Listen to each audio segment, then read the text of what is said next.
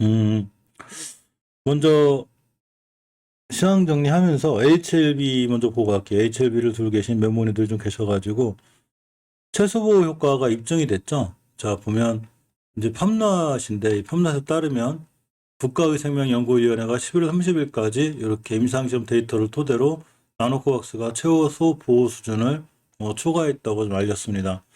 이제 공식 발표할 건데 공식 발표 전에 앞서서 주가 좀 움직일 수는 있겠어요. 간절히 봐야 알겠지만 자, 쩌영배 교수죠. 팜낫 이제 우리는 나노코박스가 안전 요구 사항을 충족했고 처음 최소가 위상으로 직접 계산해서 보호 성능을 달성함을 확인했다고 하겠고 보건부가 이제 이번 회의 결과를 공식 발표할 거라고 말했습니다. 따라서 HLB가 좀 반등해줬으면 좋겠는데 원체 많이 떨어졌죠 지금. 내일 월요일이고 주봉의 시작인데 어느 정도 대바닥을 찍은 막 33,000원까지 빌리고 월봉에서도 중요한 자리를 이탈해놨는데 60개월선에 딱 붙어 있을 때 하필 전후수가 났죠. 60개월선을 지지해서 올라가줬으면 좋겠고 주봉에서는 아직 턴은 안 해놨는데 내일 같은 날 5주선이나 좀 이렇게 반등해줘서 만약에 돌파 안착해놓고 다음 주에도 자리를 잘 지켜주면 이제 추세 턴이 돼서 돌아나갈 좀 확률이 있어요. HLB 생명과학도 지금 월봉에서 20개월선까지 깨고 내려오는 게 위험한 상황인데 사실 월봉이라는 게 이 봉 하나가 한 달을 차지하는 거라 5월 말 중에만 20개월선이 이쁘게 꼬리 달고 올라가면 이렇게 들어 나갈 수 있거든요. 이제 5개월 선이 14,000원대인데 순간 쏘면 5개월 선까지는 한번 가지 않을까라는 좀 나름 긍정적인 생각도 좀 해봅니다. 시장 열려봐야 알겠지만 주봉에서도 엄청나게 떨어지지 5선을 다음도 회복해주지 못하고 밀리고 있었는데 이 5선 돌파 안착해줘야 비로소 잘 돌아가기 때문에 아직은 위험한 상태고 일봉에서 십자도지가 생겼는데 윤정님 안녕하세요. 아무래도 역시나 원체 떨어져 있어서 내일 HLB나 HL생명과학 이런 뉴스들로 해서 좀 좋게 반응하고 추세를 그만 돌려주었으면 합니다. 넥스사이언스도 이제 241선 기준을 깨지 않는 게 중요한데 241선 근처에서 정확하게 또 전후수가 났죠. 그렇기 때문에 어쨌거나 저러한 이슈로 인해서 HLB가 좀 돌아가주는 이런 상황이 됐으면 좋겠습니다. 아까 말씀드렸듯이 로봇 관련주들 중에서 우리가 좀 신경 써야 될 종목들 이런 거 좀 신경 써야 되는데 현재는 지금 유진 로봇이 대장주죠. 유진 로봇이 이렇게 이제 물류 로봇의 국제 표준인 ISO 13482 요거를 보유한 전 세계 몇 안 되는 업체라고 그래요. 그러니까 실적으로 이쪽에서는 상당히 기술력이 있는 이런 업체인 것 같아요. 그죠? 이 그 물류 로봇 시장의 핵심 요소인 고카트, 이 자유이동 로봇 사업에 전력을 다하고 있고 자율주행 기술의 구성 요소인 라이다 센서. 이 라이다 센서가 굉장히 좋은 건데 이거하고 슬램 컨트롤러 같은 다양한 제품도 성공적으로 상용화를 진행하고 있다고 합니다. 해외 시장도 좀 많이 개척하고 있죠.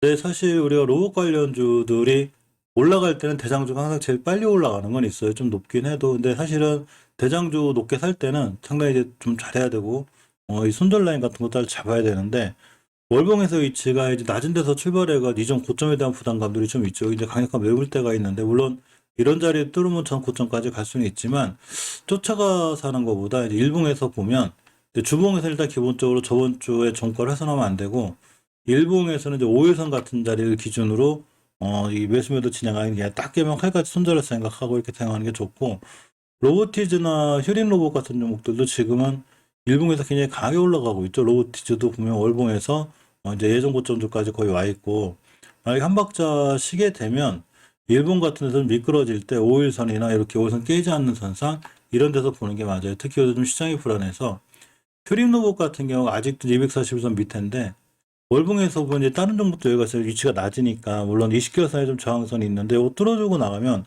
굉장히 강하게 잘 올라갈 수도 있어요. 주봉에서는 20선이 올려놨으니까 좀 쉴 때 일봉에서 5일선 같은 거 잘 지켜준다거나 눌림 목적으로 돌아 나갈 때를 사는 게 좋아요. 물론 쫓아가서 하면 꼭 이 고리 끝에 물려서 고생하니까 반드시 눌림목 같은 거 줄 때 이럴 때 좀 매수하는 게 좋지 않을까 싶습니다. 우리가 이 시황 정리한 다음에 뽑아놓은 종목들 로봇들도 요새 좋았죠. 좀 보게 되면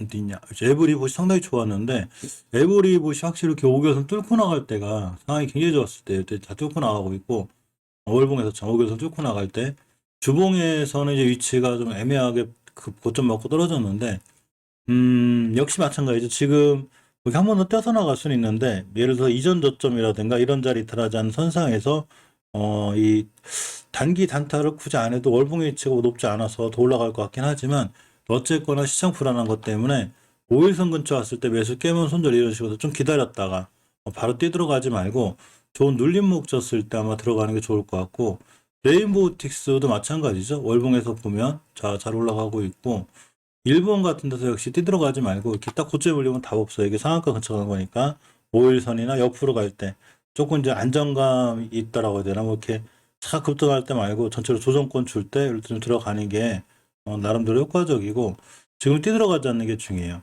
유일하게 이제 링크제네시스가 월봉에서 위치가 낮고 지금 이동평균선 세계 뚫고 나가고 있죠. 그러니까 이 친구는 괜찮아요. 괜찮고 주봉에서 봐도 20수 못 들어졌기 때문에 만약에 내일부터 밀려서 한 5주선이 따라 올라가 있죠. 5선 근처가 와서 돌아 나갈 때 침착하게 기다렸다가 매수. 일본 같은 데서 아마 21선까지 밀리면 매수해도 되고요. 내일 떼서 가면 241선 기준으로 정확하게 매수 매도 진행하면 괜찮을 것 같습니다. 일단 월봉에서 위치가 링크제네시스가 제일 낮고 아니어맞죠.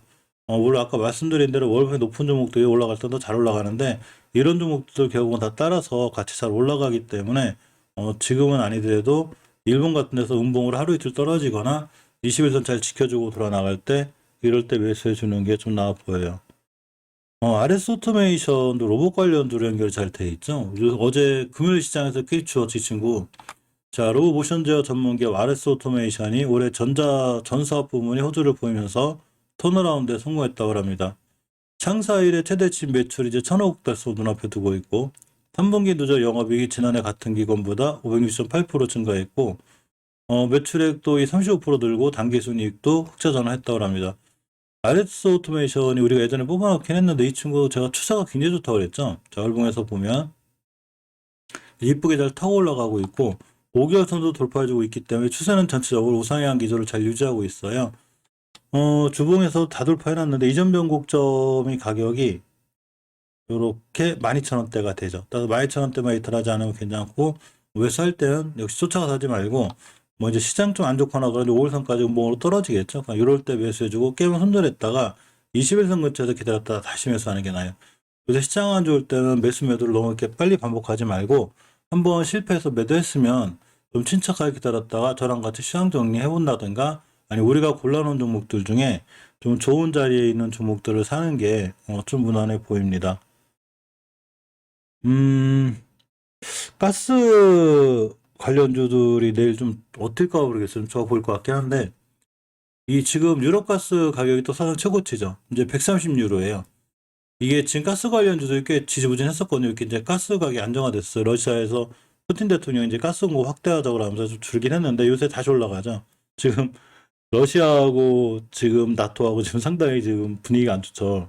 그러므로 인해서 이제 분위기가 이런데 가스 가격이 굉장히 많이 올라갈 것 같고 이 노르트 스트림 2라고 이제 독일을 연결하는 가스관이 하나 있는데 이게 독일에서 지금 허가가 아직 승인이 안 나고 있어요. 그러니까 가동하지 못하고 있죠. 더군다나 우크라이나 침범하면 이건 아예 가동을 못하죠. 유럽에서 이거 허가해 줄 일이 없으니까.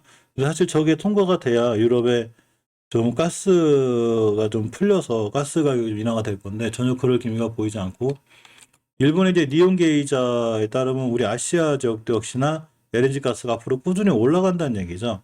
그렇기 때문에 이제 우리 가스 관련주들도 우리가 좀 관심 있게 예전에 봤었기 때문에 지금 매수할 만한 위치에 있나 한번 아까 살펴봤는데 매수해 볼 만한 위치들이 있는 게 좀 있기는 있어요. 보시게 되면 천연가스였구나. 자 이렇게인데 일단 SH에너지화학 같은 경우도 다 금요일날 조금씩 움직이긴 했거든요. 대바닥권에 있죠. 이런 친구들 다 여기서 한번 뛰나갈 수 있는 그런 상황이 되고 GSE가 가스 관련 대장주예요. 그래서 월봉에서 5개선 딱 차고 올라가니까 되게 주봉 같은 데서도 이쁘죠. 우선이 잘 안착했고 내일 같은 날 만약에 한번 뛰면 크게 눌림목 안 주고 뛰면 GSE는 아마 단기성으로다가도 한번 이렇게 크게 뛸 것 같아요. GS도 좀 관심 있게 봐야 되고 대성에너지는 사실 예전에 많이 올랐다가 이제 반등해주는 정도라 어느 정도까지는 반등할 것 같아요. 지금 주봉에서 봐도 역시 5선 회복해줬었고 일봉에서 보면 이렇게 이동평균선 세계를 뚫어놓은 상태가 어느 감도에 살짝 누렸다가 뭐 가스 관련 어쩌고저쩌고 유럽 어쩌고저쩌고 해가지고 한번 이렇게 뜰 수 있는 이런 상황이 될 것 같고 GS 글로벌 같은 경우도 월봉에서 보면 위치가 안 높죠. 지금 20개월선 잘 돌파해주고 있고, 주봉에서 봐도 역시나 5주선 이렇게 근처에 있기 때문에 내일 5선 이어서 갭대에서 출발하면 20주선까지도 아마 돌파할 수 있는 확률이 있어요. 이동평균선 깔끔하게 보이는 상태에서 이렇게 양봉 하나 떴기 때문에 순간 241선 이런 데까지 나갈 수 있어서 GS글로벌도 좀 봐야 되고, 여기서 다른 거보다 한국가스공사는 공사 쪽 계열이라 좀 별로고 중앙에너비스를 보고 있는데, 이 친구도 월봉에서 보면 사실 여기서 한번 뛸 것 같아요. 사실 낮은 가격은 아니거든요. 주봉에서도 보면 이렇게 5선 근처에 있고, 근데 추세는 사실 중앙에너비스나 이런 거보다 GS글로벌이나 대성에너지, GSE 같은 종목들이 추세는 훨씬 좋고, 역시 시장에서 가장 크게 반응한 것도 이 세 친구죠. GSE, 대성에너지, GS글로벌. 그래서 이게 세 개 위주로 해서 조금 보는 게 좋을 것 같습니다.